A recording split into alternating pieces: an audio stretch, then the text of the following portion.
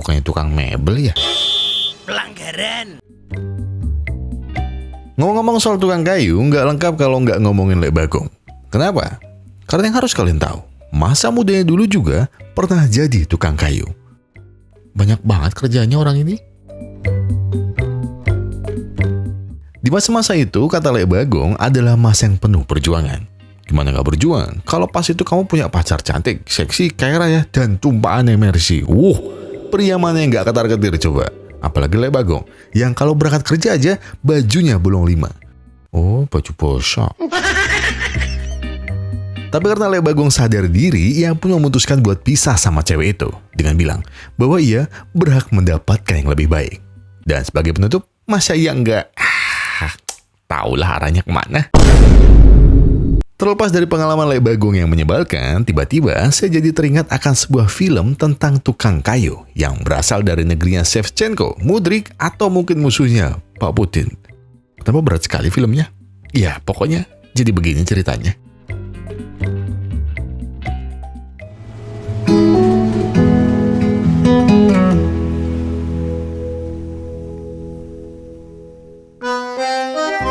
Di sebuah sudut desa nan jauh di sana, terlihat pria kekar berotot sedang menikmati pemandangan.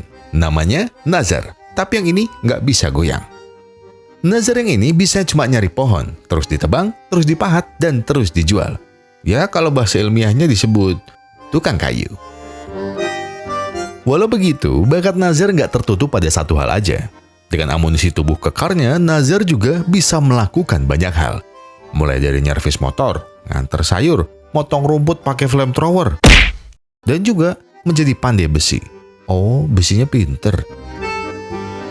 Diketahui bakat serba bisanya Nazar diperoleh saat dirinya menjadi tentara. Tapi itu dulu, karena sekarang Nazar sudah memutuskan pensiun. Entah apa penyebabnya, yang jelas Nazar pensiun bukan karena korupsi hambalang. Bahasanya ngeri sekali. Dan setelah keputusannya pensiun dini, Nazar pun memantapkan diri untuk mengabdi ke desa tercinta. Walau jelas penghasilan Nazar tak sebesar saat jadi tentara, tapi bagi Nazar, kebahagiaan nggak harus tentang uang. Tanda bintang, anjay, olah, ut. Namun sayangnya, semua kebahagiaan Nazar harus terusik akibat malam itu.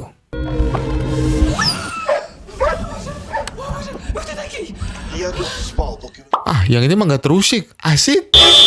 Pelanggaran. Iya, entah datang dari mana, tiba-tiba seorang wanita makcluk muncul di depan Nazar. Dari ceritanya, wanita ini bilang bahwa ia sudah dipesankan kamar hotel oleh asistennya. Dan hotel itu adalah rumah ini. Namun si wanita yakin bahwa asistennya salah pesan. Nazar jelas bingung, sejak kapan rumahnya jadi penginapan. Maka sebelum wanita ini tambah ngelantur, Nazar pun segera mengusirnya. Di saat yang sama, tiba-tiba bibinya muncul. Dia langsung menjelaskan bahwa rumah Nazar telah ia sewakan. Hal itu disebabkan oleh kondisi ekonomi sang bibi yang mulai buruk. Dan Nazarlah satu-satunya keluarga yang ia percayai. Oleh karenanya, sang bibi meminta maaf telah menyewakan tempat ini tanpa seizin Nazar. Dan akibat alasan itu, Nazar pun mengerti. Dan membiarkan si wanita tidur di rumah ini, tetapi hanya untuk 1 malam. Namun apakah Nazar tak penasaran dengan wanita ini? Jelas iya. Dan oleh karena itu, Nazar pun mulai menanyakan asal-usul si wanita hingga bisa terdampar di tempatnya sekarang. Wanita ini bernama Anna. Dia adalah seorang bos properti dari Ukraina. Layaknya semua orang kaya, prinsip hidup Anna cuma satu, yaitu waktu adalah uang. Jadi selama ada waktu, Anna tak pernah melewatkan harinya tanpa bekerja. Bahkan saking gilanya kerja, saat mandi pun Anna tetap bekerja tanpa busana. Kayaknya ini saya sering deh. Mbak, boleh join nggak? Berbeda dengan Anna, semua karyawannya adalah orang-orang yang sangat santai. Dan saking santainya, mereka semua baru kerja saat Anna baru datang. Tak terkecuali 2 asistennya ini, Dina dan Dono. Dan sebagai orang yang perfeksionis, Anna tak ingin ada siapapun dari karyawan yang teledor. Oleh karenanya, hampir semua orang di kantor tidak ada yang menyukai Anna. Ya, hampir mirip sama bos-bos di kota besar. Untuk tempat saya kecil. Apa ini bentuk protes Daud ya?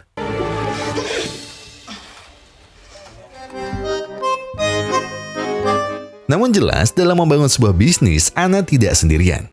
Bersama teman masa kecilnya, Sharla, Ana mulai ini semua dari ketiadaan. Mereka pun bagi tugas. Ana sebagai CEO-nya dan Sharla adalah penanggung jawab keuangan. Tak hanya sampai di situ, kita semua sudah tahu kalau Ana adalah orang yang keras. Dan hal itu jauh berbeda dengan Sharla yang lebih tenang dan santai. Namun tetap, adanya perbedaan di antara mereka berdua bukanlah sebagai pemecah, melainkan mereka bisa melengkapi satu sama lain. Walaupun Ana adalah wanita independen yang sangat mandiri, kalian jangan salah. Karena yang harus kalian pahami, seorang wanita tetaplah wanita. Perkenalkan, Aldi, pria yang ini adalah pacar Ana. Selain mudah, Aldi juga seorang pria Mokondo yang cuma bisa minta uang ke pacar. Apalagi strategi Aldi selalu sama, yaitu Я хотів би провести разом з тобою вікенд. kegiatan yang sangat menarik Aldi. Sorry, children. Selain suka minta-minta, Aldi juga sukanya maksa. Karena tahu Ana ada proyek keluar kota, Aldi pun memaksanya untuk ikut. Aldi bilang, ia hanya takut kalau nanti Ana kenapa-kenapa. Ya mau gimana lagi, namanya juga sayang. Ana pun segera menghubungi Dina untuk mengubah pemesanan hotel menjadi 2 orang untuk 3 malam. Selain itu, Ana juga bilang kepada Aldi untuk pergi ke hotel lebih dulu, karena Ana masih punya pekerjaan yang belum rampung. Dengan girang, Aldi pun mengiyakan permintaan itu. Akan tetapi, sepertinya Ana harus mulai berhati-hati dengan sikapnya. Karena secara tak sadar, kebencian yang sudah Ana tebar sudah semakin besar. Muak dengan sikap Ana yang arogan, Dina pun mulai terbesit hal yang licik. Ia memesankan Ana dan Aldi 2 buah hotel yang berbeda.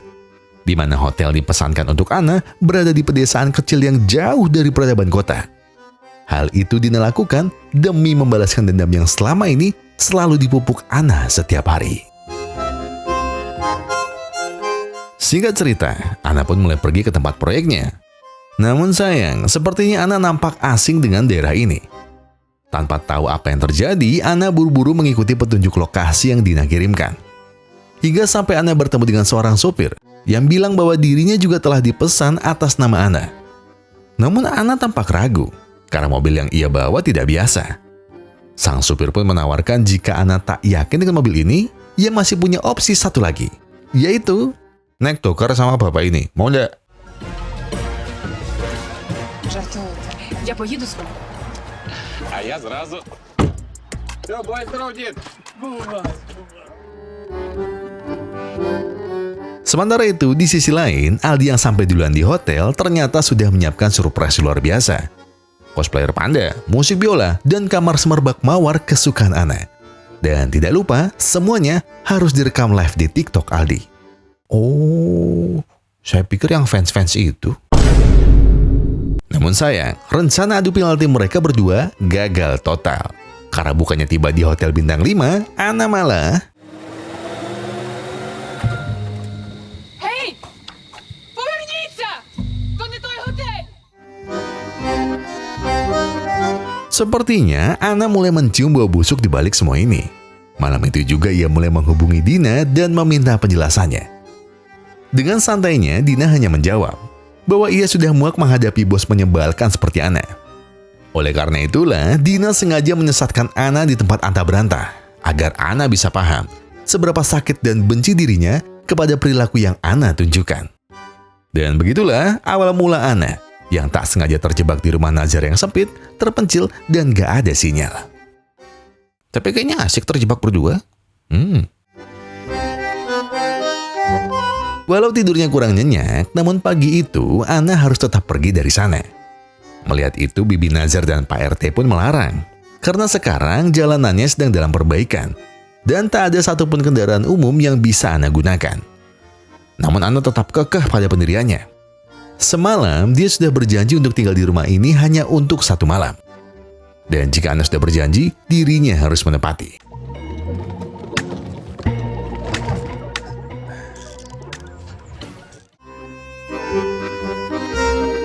Akhirnya, setelah berjalan jauh, Ana pun bertemu lagi dengan supir tempo hari. Di sana, Ana memaksanya untuk kembali ke kota. Namun si supir bilang, kalau jalanan menuju kota sedang dalam perbaikan. Mendengar itu, Ana pun sadar bahwa perkataan sang bibi dan Pak RT bukanlah bualan. Dengan hati yang kesal mau tidak mau, Ana pun harus kembali ke desa. Namun sebelum itu, Ana sempat meminjam ponsel milik sang supir dan berniat mengembalikannya saat ia pulang nanti. Dengan ponsel yang ia bawa, akhirnya Ana bisa menghubungi Aldi. Di sana mereka nampak penuh bahagia. Namun sayangnya Ana tak tahu dirinya ada di mana. Tiba-tiba muncul 2 orang bocah yang sedang joget TikTok. Dengan penuh harap, Ana segera bertanya, apa nama desa ini? Mereka pun bilang bahwa tempat ini bernama Meskheti.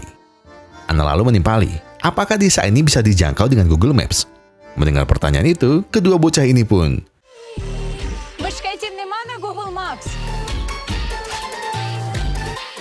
iya memang aplikasi sebelah orangnya unik-unik ya. Dari kejauhan, batang hidung Ana pun mulai terlihat. Nazar yang melihat Ana kembali jelas menyindirnya. Bukankah Ana tak suka tinggal di rumah sempit dan terpencil? Ana mungkin malu, namun ia tidak punya pilihan. Ana kemudian bilang kalau dia hanya akan tinggal 3 hari saja. Dan masalah biaya, Ana akan membayar berapapun harganya. Nazar pun setuju. Tapi Ana harus mengikuti peraturan Nazar. Rumah ini tetaplah rumahnya. Jadi Nazar berpesan kepada Ana agar jangan merokok dan jangan membuat kerusuhan.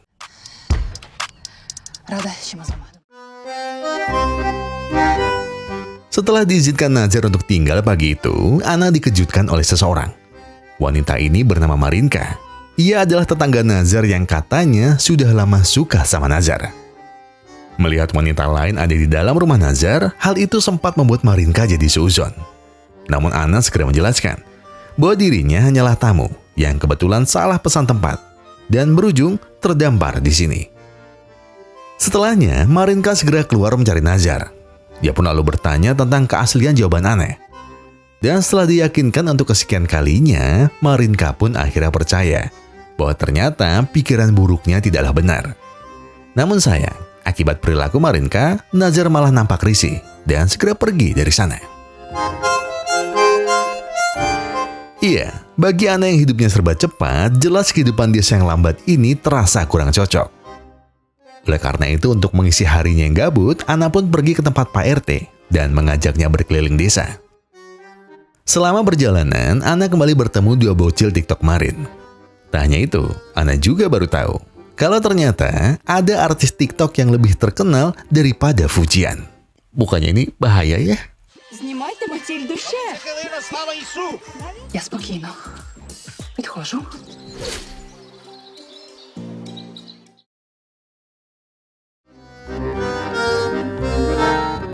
Mungkin hari itu adalah hari yang cukup indah bagi Ana.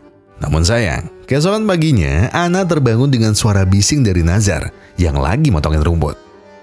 Namun kekesalannya semakin bertambah tak kala Nazar dengan arogan membuang vape-nya secara langsung. Ana berkata bahwa benda itu tidak menghasilkan asap. Vape yang ia hisap merupakan uap dari cairan. Namun seluruh alasan yang Ana sampaikan tak digubris lagi oleh Nazar. Karena tetap saja, mau disebut apapun itu, rokok tetaplah rokok. Kesal dengan perilaku Nazar, malamnya Ana pun berniat untuk membalas, yaitu dengan cara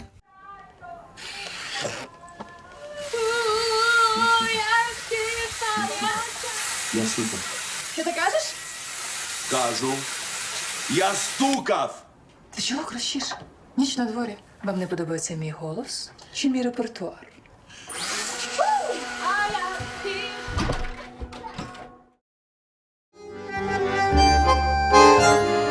Sepertinya pengganggu Ana bukan hanya Nazar. Sebab hari itu Ana bingung kenapa Marinka bisa masuk ke kamarnya tanpa izin. Belum lagi Marinka ternyata malah menggeledah isi kopernya. Adu mulut keduanya pun tak terhindarkan. Sebenarnya Ana tahu kalau Marinka cemburu dengannya. Tapi Marinka perlu mengerti bahwa dia sama sekali tak menyukai Nazar. Hanya wanita gila yang mau dengan pria kasar sepertinya. Merasa tersinggung dengan ucapan Ana, perkelahian pun kembali terjadi. Sampai akhirnya Nazar harus melerai mereka berdua. Namun sepertinya kali ini emosi Nazar sudah diubun-ubun. Nazar tak mengerti dengan mereka berdua. Jikapun mereka mau bertengkar, kenapa harus membuat rumahnya berantakan? Ana sebenarnya sudah coba menjelaskan kalau biang kerok keributan ini adalah Marinka, bukan dirinya. Tapi Nazar tak menggubrisnya. Malahan Nazar langsung mengembalikan uang sewa Ana saat itu juga. Jadi lebih baik Ana pergi sekarang juga.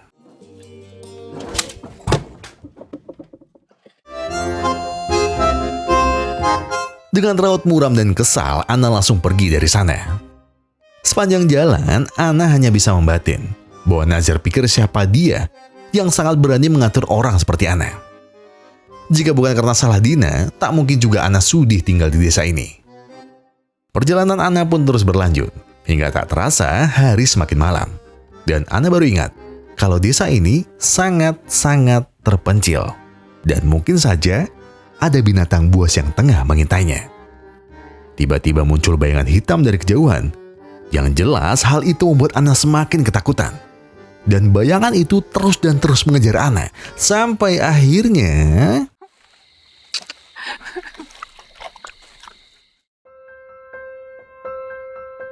Tanpa Ana duga, ternyata Nazar khawatir dan mencarinya. Di sana Ana benar-benar bersyukur bertemu Nazar. Ana pun berterima kasih karena Nazar telah menyelamatkannya. Dan Ana juga meminta maaf karena sudah mengacaukan rumah Nazar dan selalu membuatnya kesal. Tapi Nazar juga meminta maaf karena selama ini dirinya telah berlaku kasar kepadanya. Dan setelah itu, tanpa mereka sadar, keduanya mulai terhanyut dalam obrolan malam yang panjang. Yang mungkin hanya diisi dengan pertanyaan untuk saling mengenal satu sama lain. Sambil menghangatkan diri, Ana kemudian mulai bercerita. Bahwa dari kecil, Ana sangat menyukai mendaki dan bepergian kemanapun yang dia suka. Namun itu dulu, ketika Ana masih tinggal di desa seperti Nazar. Bahkan Ana pernah bermimpi bahwa suatu hari dirinya bisa tinggal di dalam gubuk kecil yang berada di tengah hutan. Namun, semenjak Ana mulai bekerja di kota, Ana sudah lupa dengan mimpi masa kecilnya. Ana bahkan lupa kapan terakhir kali dia libur dari pekerjaannya. Dan rasanya sungguh miris. Bagaimana mimpi awalmu mengantarkan ke titik keberhasilan, tapi di saat yang sama, kamu seolah kehilangan dirimu sendiri. Bahkan terkadang, aku hanya ingin berhenti dan menikmati semua yang telah aku punya. Dan rasanya, aku hanya ingin kembali. Kembali menjadi anak kecil yang tak perlu khawatir dengan apapun. Nazar yang tersentuh dengan sisi lain Ana, akhirnya juga berbagi cerita. Dari kecil Nazar tak pernah liburan di pantai. Dia bukannya tak mau, tapi Nazar tidak bisa. Dan Nazar rasanya ingin memberitahu apa alasannya. Tetapi, sepertinya Ana memang perlu istirahat. Keesokan paginya, Bibi Nazar tiba-tiba mendatanginya. Sang bibi mulai bertanya, hal apa yang membuat Ana betah di sini? Dengan ceria Ana bilang, dia suka dengan alamnya yang masih asri dan indah. Namun tiba-tiba Bibi Nazar berkata bahwa Ana salah. Keindahan bukan soal tempatnya, tapi soal orang di dalamnya. Nazar contohnya. Ana jelas bingung. Apa hubungannya dengan Nazar? Lalu sang bibi menjelaskan bahwa tidak ada seorang pun di desa ini yang belum pernah Nazar bantu. Padahal Nazarlah yang sebenarnya perlu bantuan. Dan sekali lagi, Ana tidak mengerti apa maksud sang bibi. Bibinya pun lalu bercerita. Ketika Nazar baru berumur 10 tahun, dia harus kehilangan kedua orang tuanya.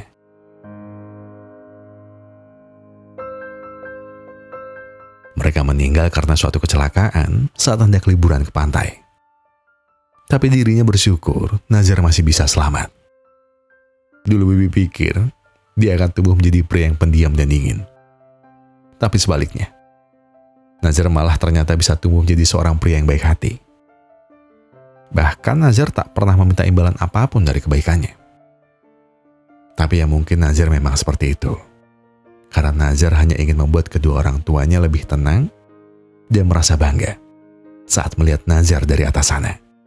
Ya meskipun hari-harinya kadang sendiri, tapi tak pernah sekalipun Nazar menyusahkan orang lain. Jadi jika selama ini dia terlihat kaku dan dingin, itu tandanya kamu belum mengenal Nazar yang sebenarnya. Coba lihat lebih dalam. Semakin hari, Nazar dan Ana seperti sepasang merpati yang akhirnya menemukan sarang untuk bernaung. Semakin hari juga kedekatan mereka seakan memberi isyarat tentang sebuah hubungan yang mulai terjalin dengan intim. Hingga akhirnya, Nazar memberitahu Ana sesuatu tentang gudang keju milik kedua orang tuanya. Karena tak ada yang mengurus selama Nazar pergi, gudang ini pun sudah terbengkalai. Oleh karenanya, selain mengabdikan diri, Nazar juga punya satu mimpi, yaitu kembali menghidupkan gudang ini, agar keju-keju warisan keluarganya bisa kembali dirasakan orang-orang.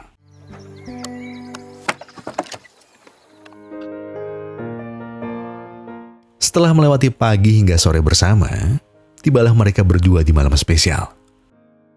Dan bersamaan dengan itu, Pak RT sekaligus ingin mengucapkan terima kasih kepada seseorang yang telah banyak berjasa bagi desa ini. Sebelum ada orang itu, desa mereka terasa sepi dan mati. Namun berkat kebaikan orang itu, desa ini kembali hidup. Dan karena orang itu juga, mereka jadi sadar bahwa seharusnya sesama warga hendaknya saling tolong-menolong tanpa pamrih. Dan orang itu adalah Nazar. Walaupun Nazar selama ini dipandang baik, tapi Nazar sadar bahwa dirinya bisa menjadi lebih baik semenjak bertemu Ana.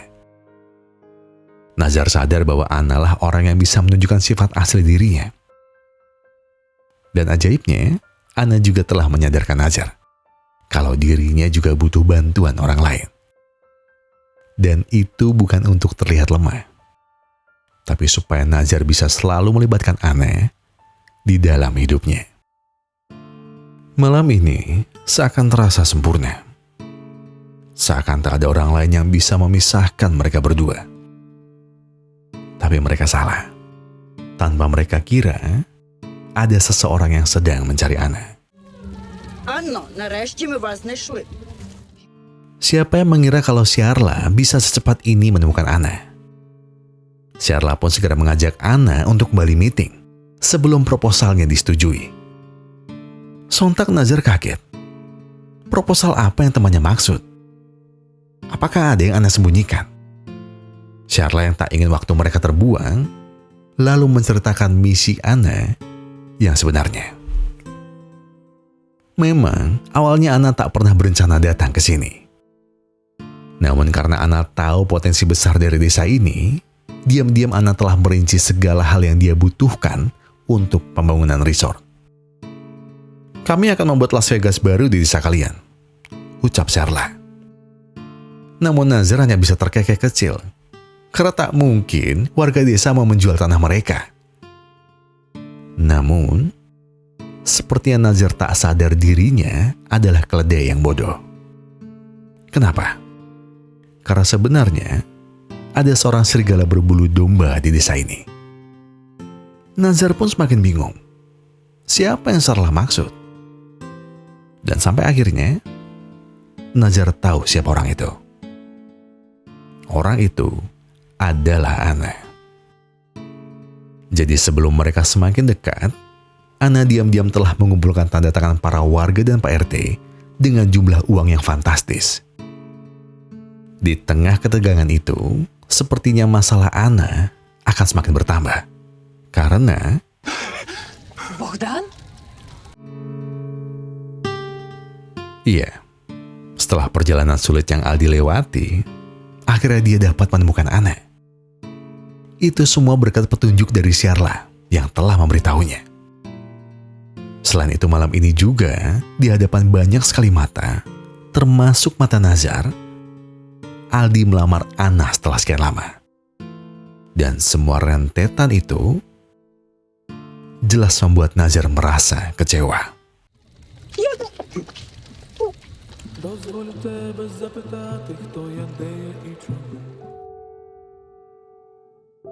Akibat rentetan kejadian pahit itu, hati Nazar hancur tak tersisa. Bukan hanya karena kebohongan Ana yang begitu menusuk, tapi juga karena perasaannya yang tulus, yang baru saja mekar, telah dihianati dengan begitu kejam. Sebuah pertanyaan terus menghantam benaknya. Bagaimana bisa Ana tega membohonginya selama ini? Dan untuk apa? Untuk apa semua tawa, semua janji, dan bahkan semua momen indah yang telah mereka ukir bersama? Apakah semua itu hanya bagian dari permainan Ana? Permainan demi keuntungan dirinya semata. Nazar hanya bisa terdiam. Tapi kepala dan batinnya terus bertanya tanpa henti. Tanpa pernah menemukan jawaban yang nyata. Namun di sisi lain, Ana juga tak kalah tersiksa. Dalam lubuk hatinya Ana bersumpah tak pernah punya niat untuk mendekati Nazar hanya demi uang. Tapi semuanya sudah terjadi. Ana tahu ia telah mengukir luka yang begitu dalam di hati Nazar. Luka yang mungkin takkan pernah bisa dia maafkan. Namun satu hal yang Ana yakini. Pertemuannya dengan Nazar bukanlah sebuah kebetulan. Ana sadar kisah mereka memang singkat. Namun dalam waktu yang tidak seberapa itu, hidup Ana berubah drastis. Sejak bertemu Nazar, perlahan sifat-sifat buruk dalam dirinya mulai terkikis. Mungkin awal pertemuan mereka memang kelam. Namun, justru Nazarlah yang telah mengajarkannya banyak hal. Dan demi meluruskan semuanya, demi memperbaiki kekacauan ini, Ana rela mengorbankan segalanya demi Nazar. Di penghujung waktu yang tersisa, Ana hanya punya satu keinginan. Meminta maaf dan menjelaskan segalanya. Ia tahu dirinya telah menggoreskan luka mendalam di hati Nazar. Ia tahu telah menyisakan kecewa yang tidak terhingga. Namun ada satu hal yang harus Nazar pahami. Semua itu terjadi saat Ana belum menyadari bahwa Nazar dan desa ini adalah segalanya baginya. Ia memang terlambat menyadarinya. Ana jelas tahu itu. Tapi ia tak punya pilihan lain.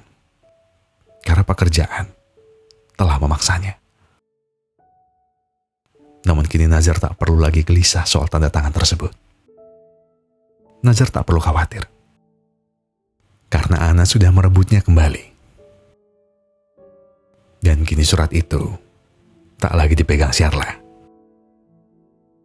Bahkan dengan Aldi sekalipun, semuanya telah usai. Bukan hanya karena mereka, tapi karena Ana akhirnya sadar bahwa Aldi hanya memanfaatkannya demi uang semata. Dan setelah mendengar semuanya, Nazar masih enggan menerima Ana.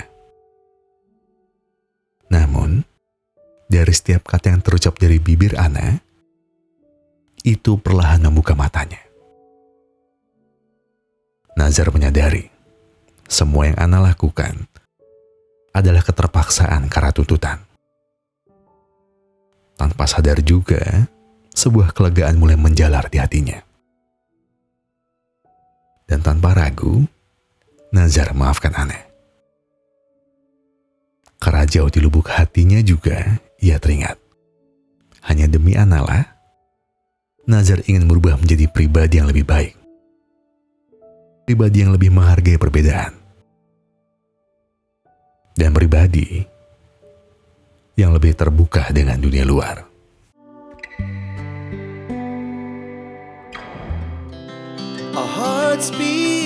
Setelah berhasil melewati semua lika-liku tadi, kini Nazar dan Ana telah sukses mewujudkan mimpi mereka berdua.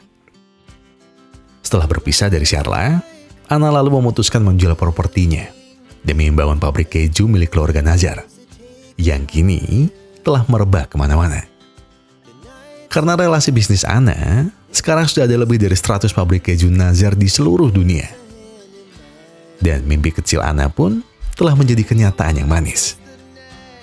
Dia bukan hanya punya rumah kecil di hutan.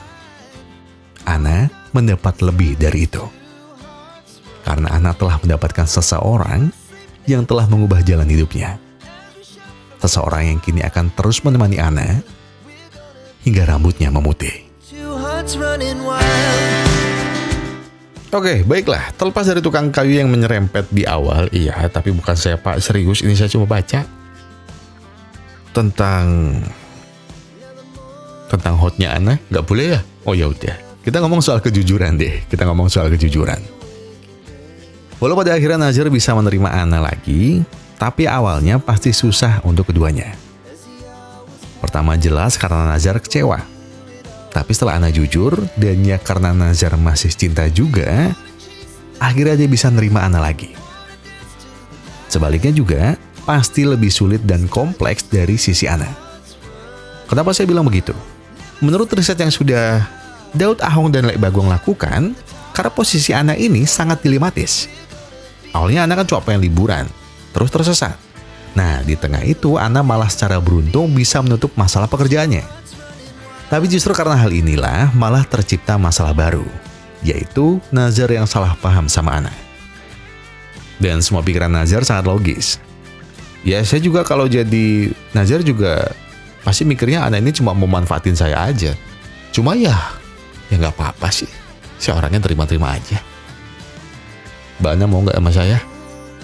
Tapi sebenarnya kan yang membuat lebih sakit itu karena setelah semua hal manis yang terjadi, kenapa Ana nggak cerita dari awal pas mereka udah mulai dekat?